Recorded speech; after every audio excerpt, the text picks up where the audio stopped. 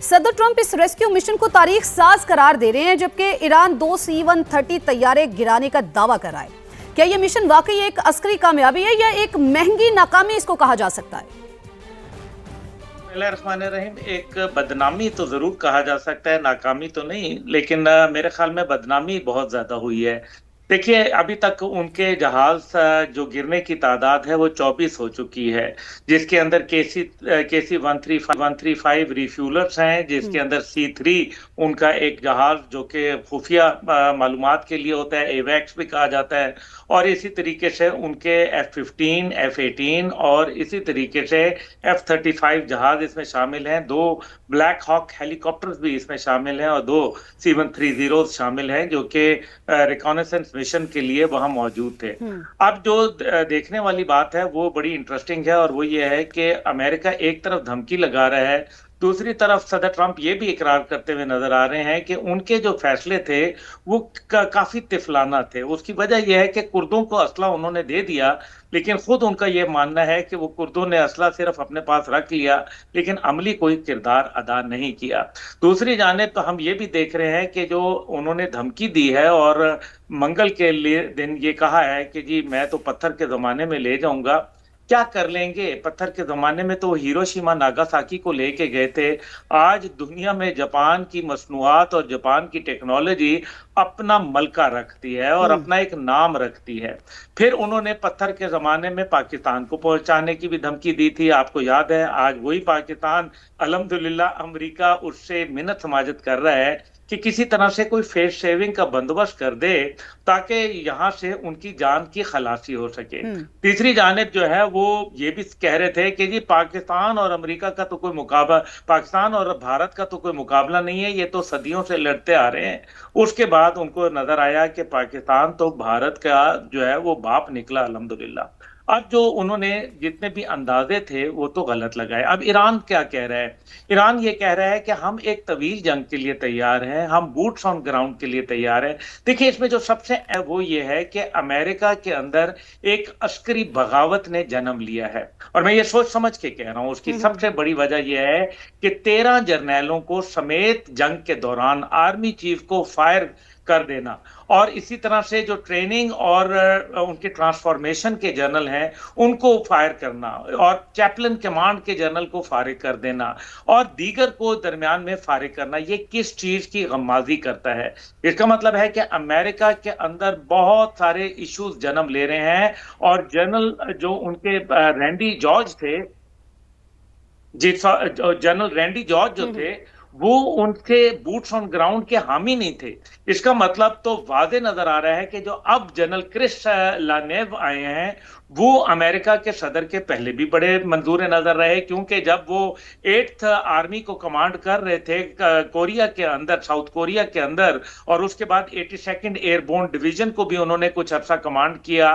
वो Donald Trump साहब की जब 47th प्रेसिडेंट के हैसियत से उन्होंने हलफ बर्दारी की और फिर वहां एक प्रेसिडेंशियल बॉल हुआ, उसके अंदर प्रेसिडेंट ट्रंप ने जनरल क्रिस के लिए ये बोला कि जनरल क्रिस मेरा फेवरेट है और मैं मेक श्योर करूंगा कि इसको कोई हाथ ना लगाए। इससे वाज़े नजर आ रहा है कि जनरल क्रिस को लाने का मकसद बूट्स ऑन ग्राउंड का मामला है, और ये जो अभी चंद हजार फौजी वहां मौजूद हैं जिनकी तादाद इस टाइम पे मुश्किल से 4000 फौज बताई जा रही है, ये क्या कर लेंगे?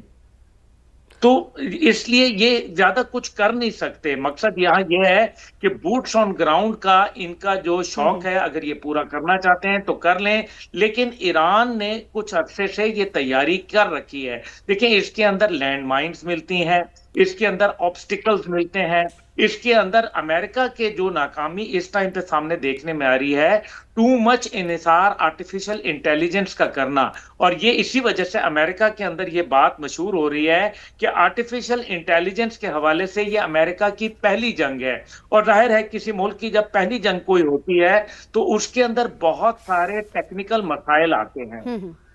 तो तो मैं गुजारिश ये करना चाहता हूं कि इस टाइम पे जो मंगल का टाइम दिया है, मुझे ये लग कहीं मजीद ट्रैप ना हो जाए। इजराइल की जंग लड़ते लड़ते दूसरी जानिब इजराइल है, इजराइल के ऊपर जो आज हमले नजर आए हैं, और इससे पहले जो उनके 4 बेसिस के ऊपर, जिसके अंदर रेमोन बेस है, जिसके अंदर तेल नोव बेस है, और इसी तरीके से एक 2 और बेसिस हैं, उनके ऊपर जो हमले हुए हैं वो इतने खतरनाक हैं, जिसमें ये कहा जा रहा है कि 40 के करीब जहाजों को नुकसान पहुंचा है। तो ऐसी सूरत के अंदर अगर ये 40 जहाज अगर उनके नुकसान हुआ है, जिसको वो छुपा रहा है मीडिया उनका, तो बड़ा वाज़ेह नजर आ रहा है कि ये जंग के ऑप्टिक्स उस तरह से नहीं है जिस तरह से अमेरिका को दिखाए गए थे। और यही वजह है कि ठीक, अब्दुल्ला साहब, आपने कहा कि जो अमेरिका को दिखाए गए थे, ठीक उसके ऑप्टिक्स जो है वो उस तरह के नहीं हैं। हमारे साथ डॉक्टर जमील साहब भी मौजूद हैं, उनको भी शामिल गुफ्तगू कर लेते हैं। डॉक्टर जमील साहब, अब्दुल्ला साहब जिस तरह से कह रहे हैं कि ये जो डोनाल्ड ट्रंप साहब ने धमकी दी है कि मंगल का दिन और बड़ी तबाही हो सकती है उस दिन, उन्होंने कहा है कि वो जो धमकी है वो पत्थर के ज़माने में धकेलने के मुतरादिफ है। वो चाह रहे हैं कि पत्थर के ज़माने में धकेला जाए। तेल, गैस, बिजली वो तो पहले ही इंसानों से दूर होती जा रही है। मैं चाहूंगी इस पर कमेंट कीजिए कि आप उनकी धमकी को एक खोखली धमकी समझते हैं या वाकई उसके असरात वही इन फ्यूचर हमें दिखाई देंगे जो कि डोनाल्ड ट्रंप साहब कह रहे हैं? जब भी कोई बहुत बड़ी कुव्वत जिसके पास बहुत ज्यादा फायर पावर हो, तो उसको ये चीज का यकीनन इदराक भी रहता है और घमंड भी रहता है कि वो तबाही और बर्बादी फैला सकते हैं और वो एस्केलेट कर सकते हैं मजीद। क्योंकि जिस तरह वो समझते थे कि ईरान को जेर-बार कर लेंगे बहुत आसानी से पहले 4-5 दिन में, वो नहीं हुआ। फिर ईरान मुसलसल नुकसान पहुंचा रहा है इजराइल में भी और पूरे खलीजी ममालिक जहां जहां अमरीकी इंटरेस्ट है या अमरीकी अफराद हैं या अमरीकी अस्करी को वो जो बिखरे हुए हैं मुख्तलिफ जगह पे डिस्पर्स किया है, वो हर जगह नुकसान पहुंचा रहा है ईरान। और ईरान नुकसान के साथ साथ, जिस तरह अब्दुल्ला गुल साहब ने अभी बयान किया कि जितने उनके जहाज तबाह किए हैं, उसमें मैं थोड़ा सा इजाफा भी कर दूंगा कुछ रेफरेंस देके, लेकिन जितने उनके जहाज न सिर्फ अपने हुदूद में और अपने फिजाई हुदूद से कुछ दूर भी, और साथ साथ इजराइल में जो अमेरिका की F-35 जहाज और बाकी नुकसान हुआ है, वो इसके अलावा है।